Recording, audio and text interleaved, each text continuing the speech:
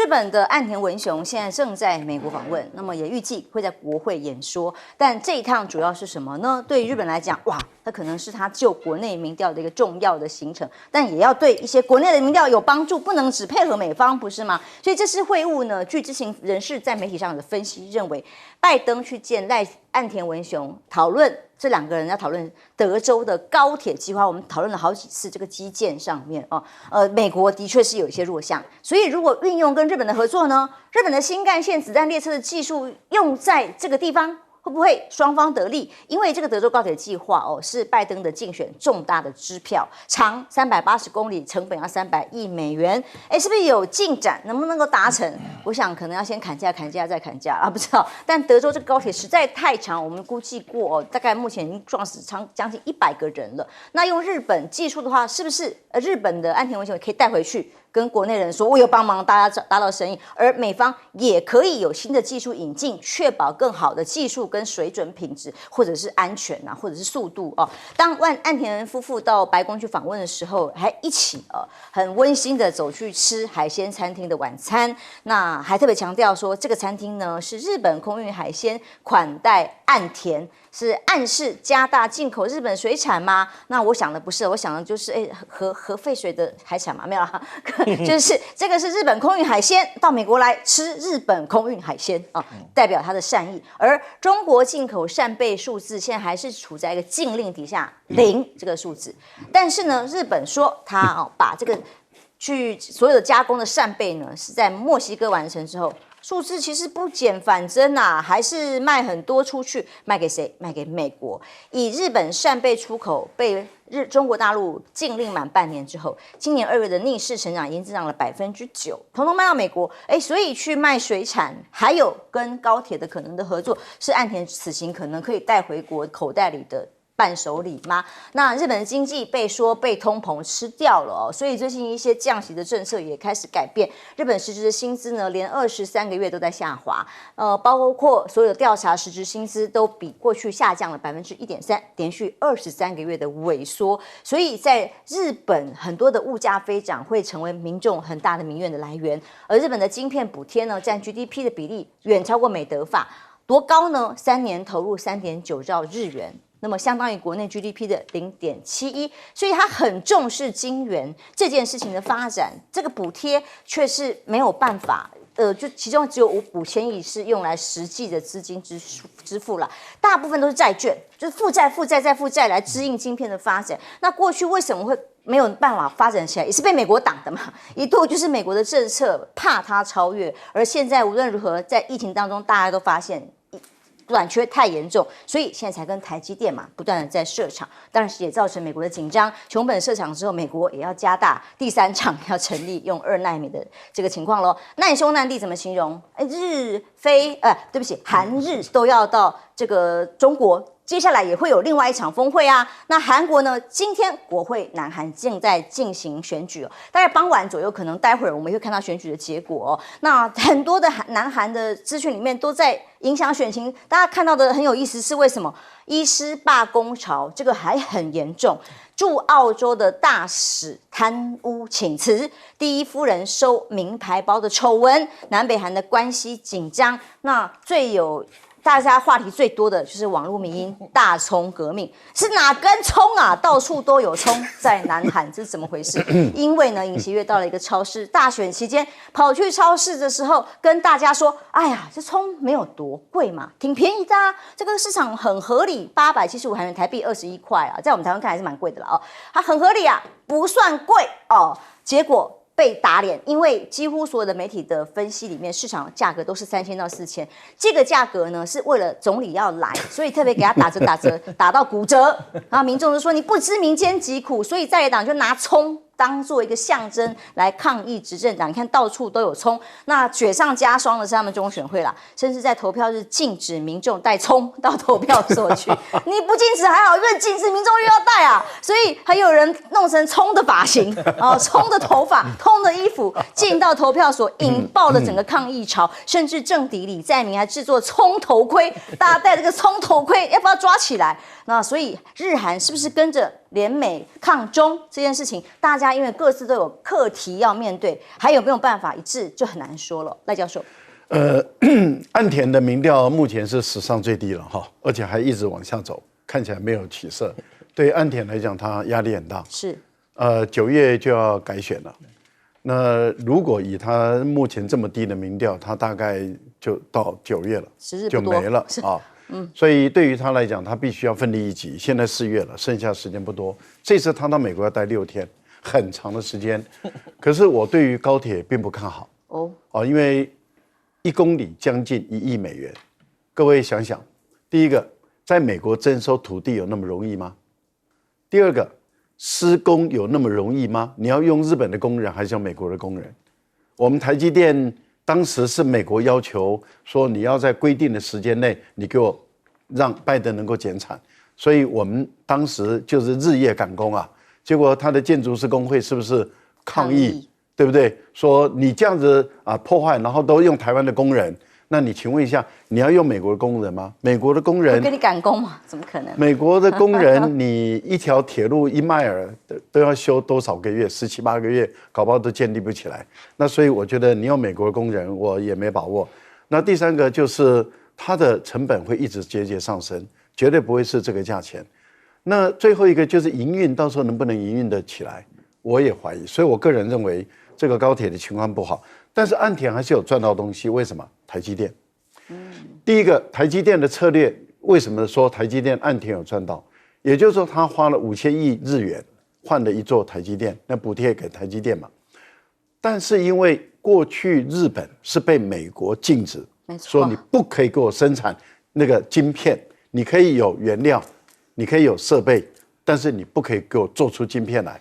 那是美国不让日本发展半导体。所以日本就成为一个半导体的侏儒国。为什么？因为最后的那片晶片不能做，所以它没有这个制程。现在解禁了，它可以做了。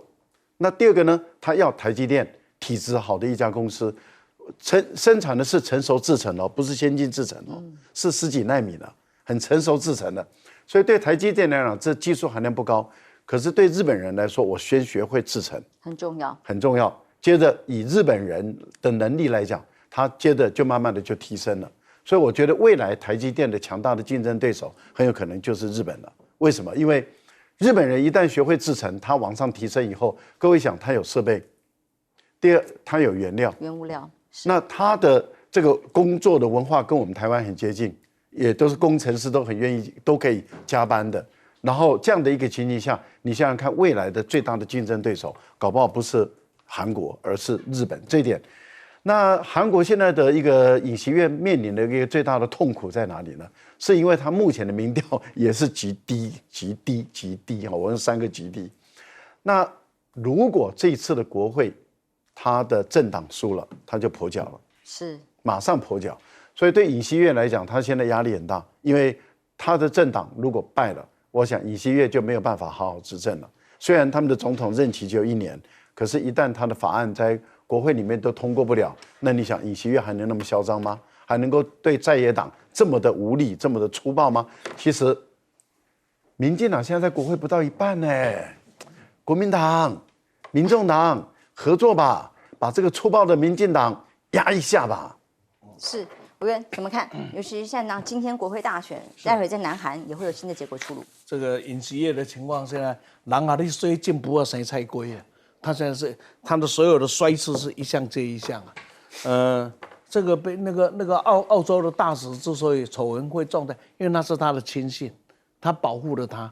最后呢，在起诉的阶段里面呢，就把他弄上用总统的特色处理了，然后把他送去当大使，结果还是出问题，被逼着再回来。所以你会觉得，为什么一个大使为什么就是他自己搞出来，包庇的结果，他自己搞出来。那至于他太太，那不用讲，那怎么看怎么是一个问题啊。然后呢，这个医师的罢工潮，本来这个是给他加分的，但是他处理的没有办法处理，就是说处理到现在不知道什么，现在让民众反而说我没有医生看，真的，他本来就是一个加分，现在搞得现在是民怨沸腾。所以他现在是一项一项接下来，然后所以进不二生菜龟，这是第一个。第二个呢，我要来谈的是日本呢，要在这个国外盖高铁，请不要忘记，日本在越南跟印度的高铁都失败，到现在都钱也拨了，预算也拨了，东西也拿到了，就盖不起来。所以不是技术的问题，日本这个问题跟美国现在进行啊，都是经济，都是政治的问题。没错，美国的技术要搞高铁真的不难，可是就是那个拆迁补偿啊，那个奥巴马不是盖到一半就投降了吗？也是为了什么？为了拆迁补偿嘛，在加州的那一段搞不起来。美国没有高铁，美国是一个很惨的国家，他有能力做，但是做不来。我坐过一次他的高铁，他们号称的高铁，就从纽约到华盛顿，你们有机会坐一下就知道。哎，我的天哪，坐上这叮铃哐啷哐啷，这摇得不得了啊！而且速度蛮慢的啊。哎，他只要一快就会让你晃，而且叮铃哐啷叮铃哐啷啊，那个月台是脏得不得了啊！啊，那个佛罗里达那个已经变成一个笑话了。所以美国现在麻烦的地方是，他是有那个能力，他也可以做，但是他的政治跟他的社会的其他的条件把他给绑住了。日本要去，日本有能力做高铁，这个都不要怀疑，但是他一样解决不了，越南解决不了的问题，印度解决不了的问题，你一样到了美国，你仍然是解决不了的。那至于啊，日本的经济啊，那我就要提醒台湾民进党的侧翼，哇，在民进党侧翼讲到日本，有没有不得了啊？经济起飞啊，准备要超赶中国大陆了。那看起来好像不是这个样子啊，所以不用太兴奋，因为你想想看，日本今天连14奈米以上的制程都缺货啊，想想那个不是严重的问题，可是中国大陆现在没有这个的问题。所以日本在这个竞争上，他还是要尽更大的努力吧。彬哥哦，当然美日的峰会，拜登跟岸田文雄各有算盘，各有想要，都在选举嘛，都有自己想要跟自己选民交代的议题，就是看谁一起达成共识喽。但主要还是以拜登为主啦。我说真的就是这样，因为还是老大的需求比较重要，小弟的如果有机会给你一点甜头吃，对，大概就是这样子。那刚刚申峰委员讲说，为什么美国高铁会晃这么厉害？因为很简单，他车子换新的，铁轨是旧的，他铁轨还是以前那个慢速车用的铁轨，所以当然会晃这么厉害，晃得很厉害。对啊，组合车就对，因为他没有钱去搞这些东西嘛，美国就是一个预算上有很大的困难嘛，所以我个人认为这个几乎是搞不起来。为什么他铁路每年会死这么多人？你一个高铁速度这么快，然后你在平面上行驶，你不是封闭式轨道，那当然会死很多人啊，这个没有什么好去讲的。所以我觉得美国基本上不用去想高铁这个问题，他们在10年也不会有太大的进步，因为整个国情状况就是不一样的东西。那至于说现在中国大陆不进他们的水产，他说转到别的地方进，尤其扇贝，然后出口到美国很好，那我觉得很好啊，因为你知道他们扇贝卖到美国价钱是在卖去中国2倍以上，价钱很贵。那美国人愿意花这种价钱买 ，OK 啊，无所谓，你就去买吧，反正中国大陆不吃就好了，对啊，对他们来讲就是这样。所以我觉得日本如果靠这样就可以直接转型，因为他们说什么他们在越南也卖得很好，在泰国也卖得很好，都增长好几倍，那就继续去卖啊，看他们能够消费能够持续多久啊。但是重点是什么？重点现在好，在美国的压迫下，台积电去日本设厂，而且设厂好像还不错，开始生产成熟制成的这些晶片。可是问题是，美国逐步的计划就是要把台湾的先进制程也移到日本跟美国去。那请问一下，日本的好消息对我们就是坏消息？我们要眼睁睁的看着这个趋势发生吗？日本看到了日本这个消息，让美国也很紧张，所以美国要求台积电那里要设3厂，而且是2奈米的。对，美国那边那个场地是可以设6个厂。你知道，所以未来台积电还有更多的制程会被强迫转移到美国去。那这就是我们现在的状况。那至于说南韩呢，我必须讲，南韩完全就是尹锡悦搞不清楚状况。像医师罢工潮这个东西，他完全采取奇怪，他好像完全不了解南韩人民的个性。他以为我只要政府强制下命令跟你对着干，你不来的话，我撤销你执照，让你永远没办法当医生。他以为这些人就会怕。就没想到这些人真的老子不干就不干，辞职了，就跟你拼了。所以现在整个情况就是闹到不可收拾了，没办法。然后民众也在叫啊，然后他们最近还说我们应该关心台海问题，那个冲啊这些东西是小问题，那个只是一时暂时的那个气候啊这些产量影响，这个台海问题才会关系到那个我们韩国未来几十年甚至几百年子孙，拜托你一把葱哦，一把葱要台币将近100块。那你觉得在南韩这种地方，南韩到处都要吃葱你觉得他们民生不会生气吗？当我连饭都吃不到的时候，你跟我讲什么别的国家发生什么事情，你有事吗你？所以我觉得尹锡悦舍本逐末，到最后我看他这次大选的结果应该是蛮凄惨。这样比起来，我们台湾选民真的很温和。那时候缺蛋缺一大堆的，我们也是乖乖的承受了。来看看伊朗啊，在伊朗的课题里，就在上次大使馆被攻击了之后，究竟怎么反击？还来得及反击？又越来越多哦。这是来自于叙利亚的消息，以色列的紧张局势，又有8名亲伊朗的战士在持刀攻击下丧生了，所以不断的在伊朗这一方一直有不同的伤亡。那因为是遭到所谓的身份不明的武装人员杀害，2天之内，这个地区的亲伊朗的武装分子第2次遭到致命的袭击，甚至丧命了。伊朗表示，我最严重的一个这个交通封锁，我要关闭荷姆斯海峡，把以色列的存在视为威胁。这个是哈梅内伊朗最高领导说的，以色列必须因为叙利亚大使馆袭击事件受到惩罚。伊朗海军司令也继续讲狠话，他说以色列人呢来到了中东不是为了经济，而是为了安全还有军事，是对我们构成威胁了。我们认为有必要可能会关闭海峡这可能对于以色列的冲击跟影响是什么呢？如果匿名的西方官员就说了以色列最近几天一直在进行空军的演习，那其中包括准备要瞄准伊朗核设施或其他的关键基础设施。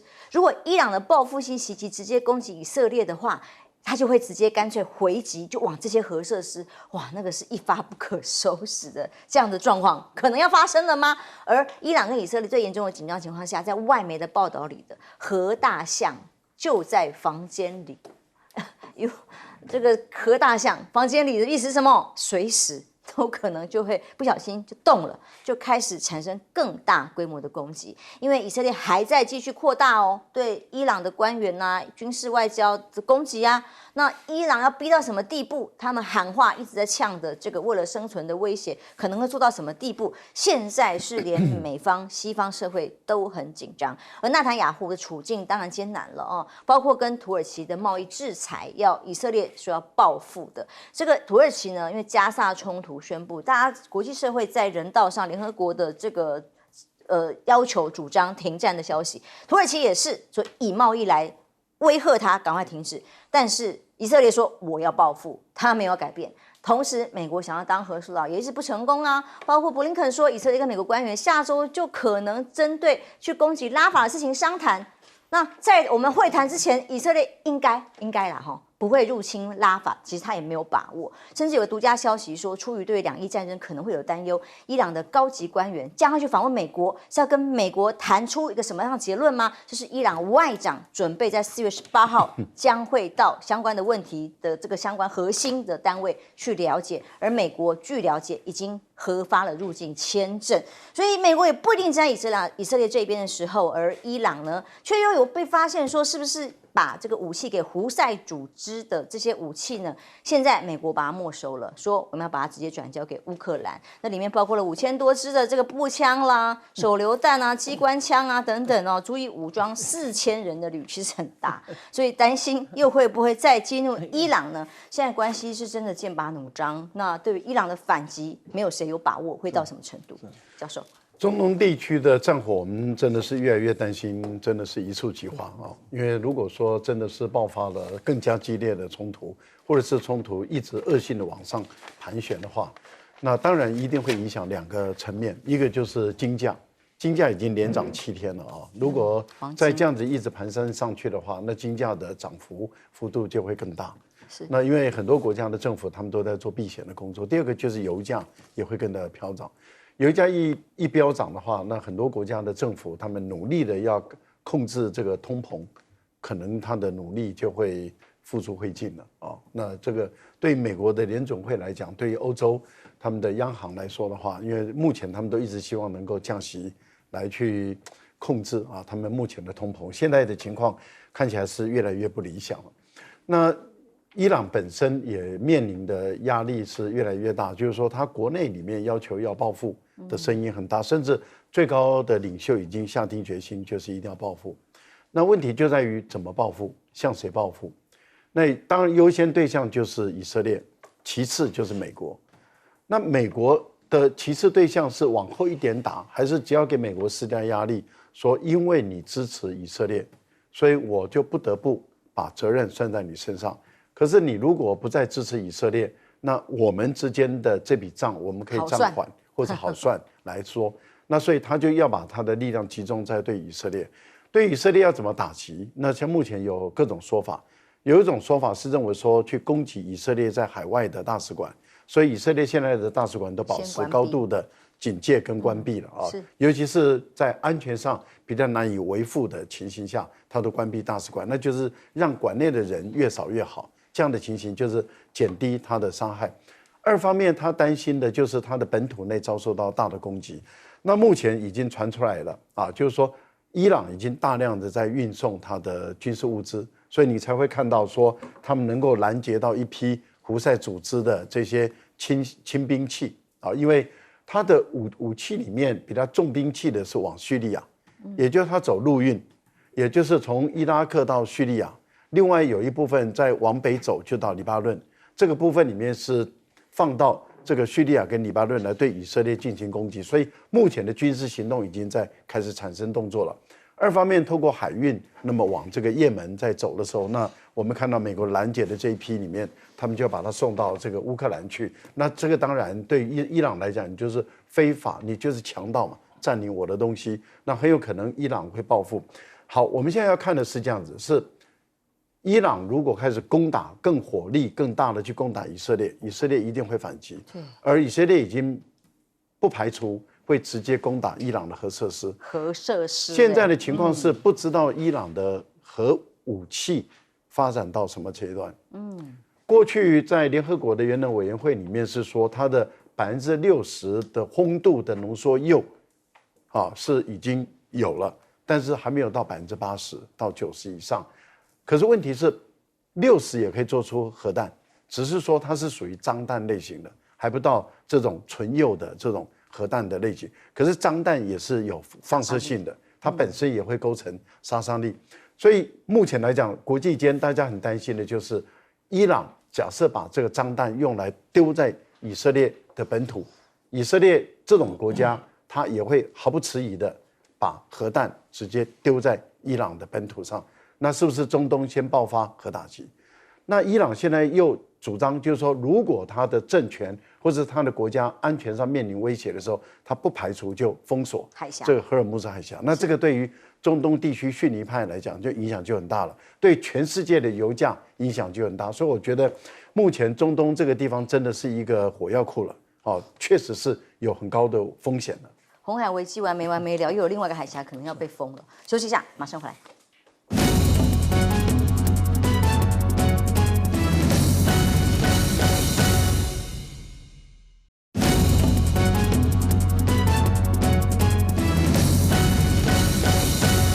以巴冲突没有停，但是伊朗扬言要做的报复行动，现在危机却是越来越高，因为以色列也准备好回击的话，针对的就是核设施。这样子这整个中东目前的形势比俄乌战争更可怕。美国可以控制俄乌战争，只要不给钱、不给武器，那就结束，就结束了嘛。所以美国是可以控制俄乌战争。那可是呢，现在目前呢，中东的情况现在完全失控了。失控的原因是，全世界都是美国的小弟，但是只有呢以色列是美国的老爹。是老爹啊！你看，所有美国对以色列的话讲得多客气呀，对吧？为了他可以在联合国安理会里面4次连次否决呀，所以这样的情境里面呢，看得出来，这一次以色列是有计划的攻击伊朗，目的就要拉美国下海。因为只有拉美国下来，这个事情才会让他浑水能够摸到一条鱼啊！所以他一定要把美国的下，那美国现在吓死了。美国吓死的原因是，第一个，他现在不能下海，他下海，他大概2面作战，他受不了。还要选举，更可怕的是11月份就要选举，一处理不好，他赔钱了，对吧？所以对他来讲起来，他现在是一个头8个大。可是呢，伊朗被逼到墙角了，伊朗能不回应吗？伊朗不回应，那大概所有的当权者大概就拜拜，因为你这个政府是不可信的嘛，你平常讲了那么多，被他打到这样子，你不可信嘛。所以伊朗也是想办法不要发生冲突，因为冲突对他是压力很大，所以他也提了一个弹书，那只要你美国只要你能够接受安理会的那个停火协议啊，那我可以用我这个来换回这个嘛。那这个呢，对这个谁讲？对以色列讲起来，这个停火协议对以色列一点用处都没有你们联合国决定，你们联合国，他不听就是不听。是，那联合国当然还不进一步各种制裁行动也没有办法产生嘛。所以这是一个完全会失控的重要的原因是美国压制不了以色列，唯一的压制大概只有一条路，就我要支持以色列，但是我可以不支持纳坦雅胡。这个是大概唯一可以做到，就透过美国政治操作的手法把它搞下台，那这个事情可能会有反转。那美国会不会这样做呢？我们也不知道，但是我们也清楚，不管这个战争有没有发生，石油一定现在正在飙涨中，就会不断的飙涨中。这个一飙涨对美国现在痛苦很大因为他现在抱着美元拉不出去了，因为他美元升息了这么久，升息了到现在为止手上一堆美元，现在降息不敢降，又出不去，那整个的石油又上涨，你说美元绑定石油的这一个是不是又是最后一根稻草会被干掉？整个世界正处在一个危机的变化当中。这个未爆弹实在是太多地方了。休息一下，马上回来。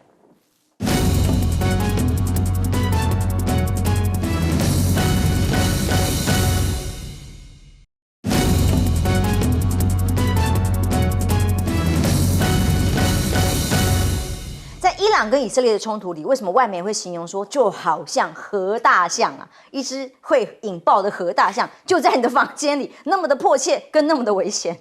其实以色列这个国家为什么可怕？就是我们自己中国的古书以前讲，就是犯我大汉者，虽远必诛。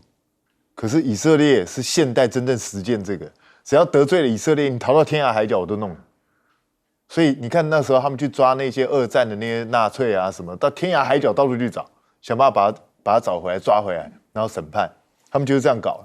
那同样的，以色列为什么以色列的恐吓通常比一般国家、比美国的恐吓都恐怖？为什么？因为以色列真的会干，他真的会干。你看，伊朗已经被他弄过好几次了，然后现在大使馆也被他炸，然后现在又出现这个状况。那你说一而再、再而三的，第一个，伊朗人民已经快要忍受不了。那伊朗人民如果开始忍受不了的时候，伊朗的政权就会开始动摇。如果他没有做出任何反应的话，伊朗的政权怎么压下去？搞不好他们自己内部都要出现状况。所以伊朗必定要做出回应。那本来我认为伊朗打算的应该还是用这种代理人的方式，找真主党或什么，我把一些武器什么东西提供给让你们去打以色列就算，至少让以色列遭受一点损失。可是现在以色列摆明就是直接去弄伊朗。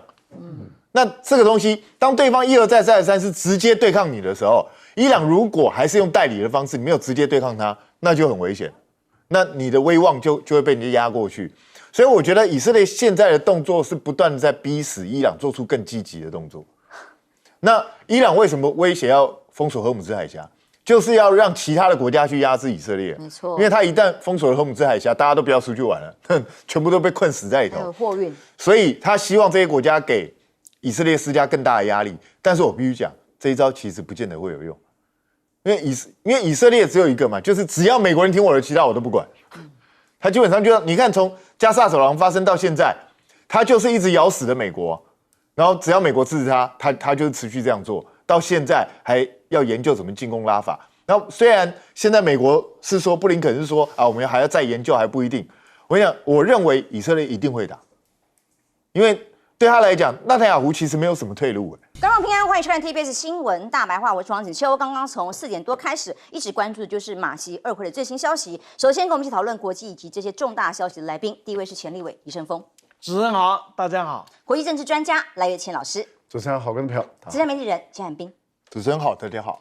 马习二会登场了，4点钟两个人见面，4点半开始画面可以 live 出来两个人握手了16秒。看到时隔9年，两个人再次会面的时候，从人民大会堂前面很多的文章在做，到底是福建厅、台湾厅，最后确认是在东大厅。而东大厅这个厅呢，也是2021年拜习会，我就说拜习会。拜登用过的场地总可以了吧？好，两个人跟9年前一样的是，都打了一个红领带，一个蓝领带，握手16秒，说是老朋友的寒暄见面。后来在同场的各自的这个会议是一人坐一边，两边各有各自带来的人马。在中国大陆的方面有包括习近平主席之外，还有政治局常委蔡奇，还有王沪宁，以及其他的国台办的官员所以这次的见面呢，晚宴还会持续的进行。两个人有闭门会议，谈什么？是不是还有其他进一步的新闻稿？那两个人的谈话里呢，马英九讲的这个致辞稿听得比较清楚，因为刚刚在媒体在现场可以录到各自3分钟的画面里头，麦克风收音真的在习主席的部分真的比较空，听不清楚。马英九因为提供出来了逐字稿，大家比较可以听得出来内容。马英九就是以总书记习先生来称呼他，同时也称9·2共识，甚至直球对决，提到了1992年。各自表述的一中各表。那后来讲到中华民族的时候，还说成了中华民国，就变成当场大家听到这个亮点吗？一个文字吗？那意外口误吗？不知道。但马习二会有什么成果？其实之前大家就没有说有多大的期待，比较希望是有善意跟降温两岸的这种冲突的氛围，其实也就足以毕竟现在是民间的身份，像蔡正元就说，只要能够安抚民心，就是很重要的一个目的了。那同时在美英的方面呢，英国外相麦卡龙在华府见了布林肯，双方表达的意见是什么？重申印太和平的重要性，所以英美要合作在区域关键的议题里协同一致，确保台湾海峡、南海、朝鲜半岛的和平稳定。显然这里就是他们现在最关注在亚洲这边的状况因为今天同时间美日峰会也要登场了。那当然岸田文雄飞到了美国去，几个重要的议题里头，苏立文倒是公开的特别谈到了美日峰会要谈什么。在考虑到中国这些国家为了强化美日同盟的威慑，特别配合日本设立的集中管理。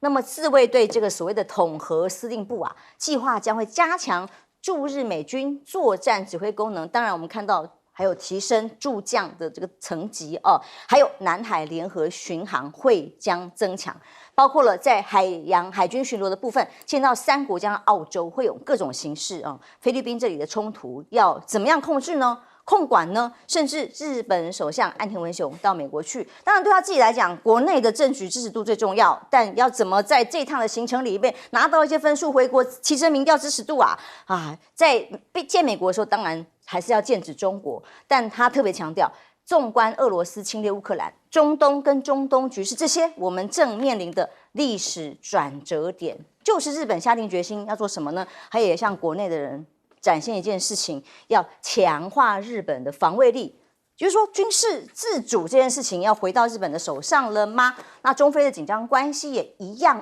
包括了菲律宾国防部长公开的讲话。其实先前在杜特地时代，前菲律宾总统曾经公开揭露过，菲律宾跟中国之间其实有一个仁爱礁的协议。这个所谓的主权争议已经有一个协议啦，这个协议就已经讲好了，允许对于搁浅在这附近的船只运送食物还有水不允许运送建筑材料等等的。但是国防部长却说这个不要讨论，我们呼吁菲律宾民众也不要讨论这件事情。为什么不能说？不可说，还是这个说不出口但是中国大陆跟菲律宾现在的各种的危机对峙，甚至水柱船去冲撞等等的，那么让美国现在对于这个态度上，虽然已经强调说，如果真的有进一步的可能冲突，他们会介入，但什么样情况才会介入，这当然是一个问号。但全球海洋冒出新巨人这个分析是一些外媒上的报道认为，中国舰队的持续增长、海军实力的增加，还有跟其他盟友的这个建立的合纵连横，让美国以及盟友感到担心。所以像菲律宾南美洲加勒比海这些港口跟空网的建制，对于中国海上的崛起，他们担心，所以要围堵，甚至有重装武器直升机5直21这个神秘现身了，被说它这个火力啊已经越来越提升了。而美军组的这个滨海作战团要围堵解放军跨海攻岛，却被说是美国没自信的表现吗？委员，我们来看看，先从今天马习会登场之后有几个讯息哦，两个人看起来神色算轻松。那么对于时隔了9年之后可以代表的意义，详细的内容自谈话晚一点我们可以再确认，但至少双方对于要和平，那听到习近平主席是讲的是说，外部势力无法干扰，这个家人之间这种亲情是没有办法被抹杀的，怎么看？这样子啦，这个台湾的媒体可能大部分都会在那些枝枝节节上啊去打转，还有在一些文字上啊去打转。事实上，习近平怎么讲不会超出他过去几十年来的讲法，也没错，就这样子嘛。然后马英九怎么讲？你会觉得会超出他以前能够讲的内容吗？也不会嘛。所以基本上讲什么不重要，重要的是两个人的会见啊，才是一个重点。此时此刻的会见当然有意义，这个意义就是告诉全台湾说，原来两岸也是可以坐下来好好谈的，只是我们要不要做这样的选择啊？这是第一个。第二个，我倒是比较在意的是一个问题，就是9年，我们常常讲景物依旧啊，人事已非啊，但是呢，两岸的情势，他们两个人9年再见面了，是人事依旧啊，情势已非啊。这个才是我值得我们关注的。9年来，台湾除了台积电还是台积电之外，你觉得在整个的经济上，在整个的国家的发展上有什么进步吗？可是9年来的中国大陆改变了多少？经济实力改变了，军事实力改变了，国际影响力改变了多少？同样的9年，我们面对的，相对于假如你硬要把中国大陆当对手好了。相对于你的对手，甚至民党讲的是敌人，你是停在那里，在那123，然后你天天吹牛的台积电还被美国搬走了，而中国大陆则不断的在成长进步中，这样子一上一停，你会觉得怎么样？所以两个人的会见固然可以带给我们一点期待，但是更重要的是，我请大家不要再掉到那个枝枝节长的问题，因为我一开始就讲，两个人几年来没有什么差别嘛，讲话完全你觉得有增加什么吗？有减少什么吗？都一样的话而已啊。所以从这个角度来看，我们更应该注意的就是人事依旧啊，还是马习二人呢？情势已非啊，那个非是对台湾不利的非。而我们却像煮青蛙一样，还在那洗3万人洗得很爽一样，那个才是我们今天真正要注意的。其次啊，是整个的环境里，我们来看看中国大陆的军事建设是按照它的计划，有规模的、有计划的在成长着，这个他也从来没有避讳过啊。我的海军弱，我现在把它衡量起来，我的空军。从过去买苏联的，到买俄罗斯的，到现在我在独立，他一步一步按照这计划来做，结果他真的做出来了。那希望紧张了，那紧张的结果是什么？请各位注意，一个新的情势又产生了，那就是中国大陆依照他的规划，不断的在成长壮大的时候，希望现在紧张的摆脱了他原来的发展，准备另外一种新的情势的军事竞赛。在这样的军事竞赛的结果，你觉得会成功？是大陆会失败，或者这些围堵的会成功呢？就以美国那个造舰能力，就以这几个国家的制造能力，你觉得会如何呢？所以我对日本我有很大的期待。这是孙中山先生当年就讲了，在当时日本人仍然对中国做侵略，在台湾做殖民统治者的时候，孙中山就说，希望日本做东方王道的干城，不要做西方霸道的鹰犬。这一句话仍然可以用到今天来。日本做一个选择，是你要做中日合作，成为东方王道的干城，或是你要去站对西方，成为霸道的鹰犬，成为亚洲另外一个混乱的原因。我们想过，中日两个合作成为东方王道干城的时候，那是多美的一件事啊！美国不要叫什么，不要吹什么，海外有600个军事基地，你是谁啊？地球是你家的啊。美国有7个司令部，除了太空司令部跟北美司令部之外，其他的5个司令部通部在世界各地。非洲跟你有什么关系呀？还有美国有那么多的舰队，那么第7舰队、第3舰队是在亚洲，然后呢，第4舰队在欧洲，然后在中东，在欧洲在非洲。整个地球是你的，地球是我的，是 OK 的。那么有人说，不要吧，不要那么霸道，让我也有一点喘息的空间吧。不可以，要压制，这就是霸道。是，彬哥啊，我们补充一下，刚刚我们画面上一直看到他们两个见面的场合，这个场合行前一大堆人说，哎呀，台湾厅啊，福建厅会矮化，最后东大厅。但我补充啦，他跟2021年的拜喜啊是视讯通话，但视讯会面也是在那个厅，那总没有那些台湾厅你们各方面可以在做文章的地方。但这次见面晚上还晚餐晚宴，现在是在闭门会议，感觉起来至少这个老朋友见面的氛围是在的。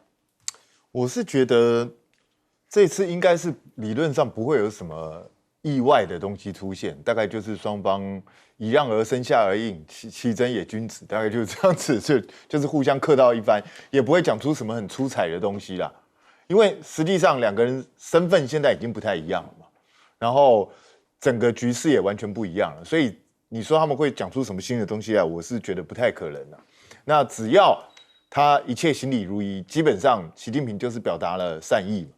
那同样的，马英九过去也是表达出台湾这一方面虽然非官方的，但是也是一种善意。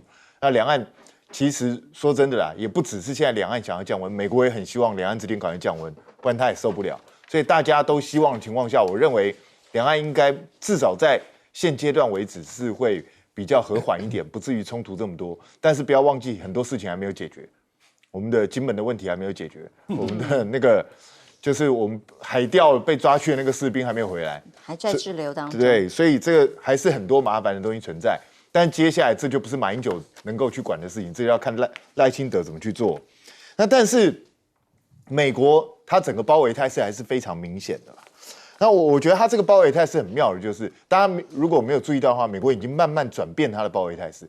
以前它是所谓进攻式的包围，也就是第一岛链、第二岛链、第三岛链，然后呢，它只要一有需要，美国的舰队就往前挺进，直接压迫到东海，甚至台湾海峡，甚至南海这个地方，我直接压着你中国大陆，让你要忌惮我的一些行为。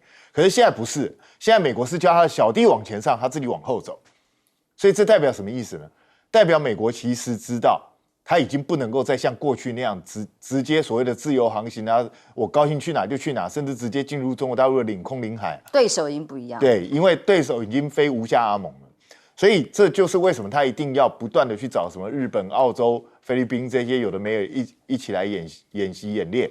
他现在的策略很简单，就是用这些旁边这些小弟告诉中国大陆说：“你不要乱动，我有很多小弟哦。”现在已经不是单纯我老大拳头就够硬，显然老大的拳头已经没有这么硬，那这整个态势就不一样。他为什么要训练滨海作战团？其实很简单啊，以前在第一岛链他其实是攻势的哦，他是直接压迫着大陆，可是现在反过来，他变成守势，他预计自己可能会遭受到进攻，所以训练的方式整个部署就完全不一样。所以这是一个经过这30年的变化是非常非常明显，我想大家都应该看得懂。可是问题来了，美国当然因为他自己是世界霸主，他就不容许别人来能够跟他比肩，所以要处处去压制中国大陆。可是处处压制中国大陆的结果，美国并不想牺牲自己的利益，他还是想尽办法要小弟去为他牺牲。像岸田文雄讲得很好听，说哇世界局势变了，我们日本要赶快武装起来，真的不用讲得这么客气啊，这其实一切就是美国的要求。就是美国要求你武装起来，要求你花钱帮美国守门口，基本上就是这样。我们台湾也是一样啊，我们台湾现在整个战略也是被美国所主导，甚至包括这次赖清德公布的新内阁人选，很显然的，你所有的军事的力量全部都被美国抓在手中了。所以在这种态势下，美国就是要小弟去跟中国大陆对撞，那我们要当那个小弟嘛？我们准备跟人家对撞到什么时候？当然，今天的这个马习会大家解读现在看到的都还只是至少和乐融融啦，气氛很温和啦，跟早上我们讲到美国的影响，我们是不是连国防部长是有 AIT 特别去挑选的那个名单等等，都成为讨论。所以当然，台湾、台海会成为美方、美日这些峰会关注的焦点。这一次的见面啊，我觉得要等到他们的见面的具体谈的内容才能够上报以后，多讨论我们才能够来做评论啊。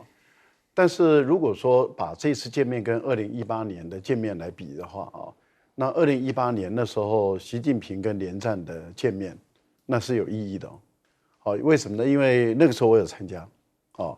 那刚开始的时候前3分钟给记者就是面对记者来谈话。你说联胡会吗？没有，习近平，OK，习近平跟这个连战跟连战的一个2018年的时候，那个时候我有出席啊。那谈完了以后，开始真正会谈的过程中，就释放出非常强大的讯号了。那个讯号就是中美贸易开打的讯号。哦，也就是说，在那一个会议中，习近平宣布中美贸易战开打。哦，那个是你是说闭门会议之后？对，哇，就是所以那个是18年，一直打到现在已经2024年了，哦，打了5、6年，从川普一直打到现在拜登，那中国大陆很明显的没有要收手，要继续打下去。这一次特别请了马英九到北京去啊，因为马英九这次是到北京，上一次没有到北京，是这次特别到北京，我觉得还是有事情要宣布。但是内容还不晓得，等他们宣布以后，大概我们就能够判断说这一次是针对什么来的。因为美国在玩这个两手策略玩得太久了，也就是说，拜登嘴巴一直在讲不支持台独，但暗底下事实上都在搞台独。我觉得这个已经搞了太久了，我觉得这是一个已经到了要摊牌的一个时候了。